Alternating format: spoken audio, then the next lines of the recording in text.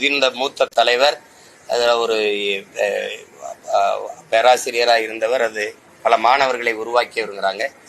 ரெண்டாவது அவர் இருக்கிற உயரத்திற்கு அந்த பேச்சு கண்ணியமா இல்லை, அதை தவிர்த்திருக்கலாம். நீங்க அது அந்த அவ்வளவு பெரிய தலைவருக்கு அது அழகு இல்லை. அதுக்கு மேல கட்சியில நீங்க அதெல்லாம் நாம முடிவு எடுக்க முடியாதுல்ல, அது என் கட்சி இல்லை.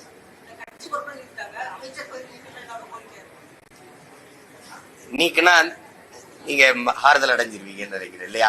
நீக்குனா அவர் பேசுனது சரின்னு ஆயிருமா இல்லை, அது அவங்கதான் முடிவு எடுக்கணும்.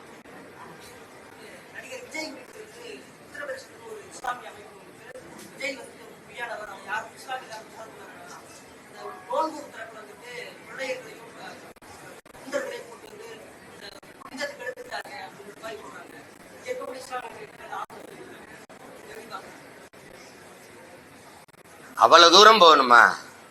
எனக்கு தம்பியை பற்றி தெரியும். அது மாதிரிலாம் உள்நோக்க வச்சுக்கிட்டு செய்யற ஆள் கிடையாது. ஒரு யதார்த்தமான ஆள். அது தொழுகைக்கு அதை நீங்க இப்தார் விருந்துல கலந்துக்கிறீங்க நோன்பு திறப்புல அப்படின்னா அது கூப்பிட்டுருப்பாங்க, போயிருப்பாங்க. அதுல போய் இவ்வளவு தூரம் பீகார்ல இருந்து, பஞ்சாப்ல இருந்து, பாகிஸ்தான்ல இருந்துலாம் வந்துட்டு அறிக்கை விட்டுட்டு இருக்காங்கல்ல, அதெல்லாம் ரொம்ப வேடிக்கையா இருக்கு. அது விஜயை பத்தி உங்களுக்கு தெரியாதா? சொல்லுங்க, தெரியுமா தெரியாதா? இதெல்லாம் இது சும்மா ஏதோ சொல்லணும் பேசணுங்கிறதுக்காக பேசுறதுக்கெல்லாம் நம்ம பதில் பேசிட்டு இருக்க வேண்டியதில்லை. எனக்கு தனிப்பட்ட முறையில தம்பியை தெரியும். அதெல்லாம் சும்மா பேசுவாங்க, அவங்களுக்கு ஏதோ பேசணும், ஒரு கவனத்தை தன் பக்கம் இழுக்கணுங்கிறதுக்காக பேசுறதுதான் இதெல்லாம். இப்படிலாம் பேசலீங்கன்னா அடுத்த வரை இப்தார் வந்து கூப்பிட்டா வருவார் அவரு? சொல்லுங்க. இல்லைன்னா என்னை மாதிரி இருந்திருக்கும். எனக்கு நிறைய சொந்தக்காரங்க இருக்காங்க, எனக்கு பூரா சொந்தம் பூரா இஸ்லாத்துல.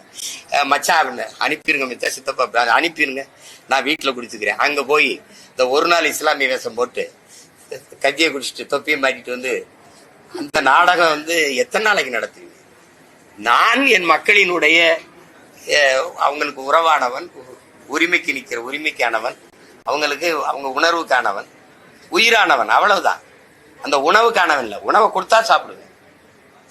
அது சும்மா போட்டு அந்த நேரத்துல இந்த வாக்குன்னு ஒண்ணு இல்லைன்னா நீ மதிச்சு போய் இப்தார் விருந்துல குடிப்பிய? அது நெத்தியில திருநீரோட தொப்பிய போட்ட ஆளுகள்லாம் இருக்கு, பாத்திருக்கீங்களா? அதை நான் ரசிக்கல. அது எல்லாரும் செய்யறாங்க, அதனால நானும் செய்யணும்னு ஒண்ணு விதி இல்லை, அதனால நான் அதை தவிர்த்துக்கிறேன். அதுக்காக எனக்கு அது இல்லை, நீங்க போய் ஏன் பங்கேற்கீங்கலாம் விமர்சனம் இல்லை, அதான் அவங்க விருப்பம். நான் செய்யறதுல யாரும் என் உறவினரும் நீ வந்தேதையும் தீரணும்னு யாரும் என்னை கூப்பிடுறதும் இல்லை. புரியுதுன்னு நினைக்கிறேன்.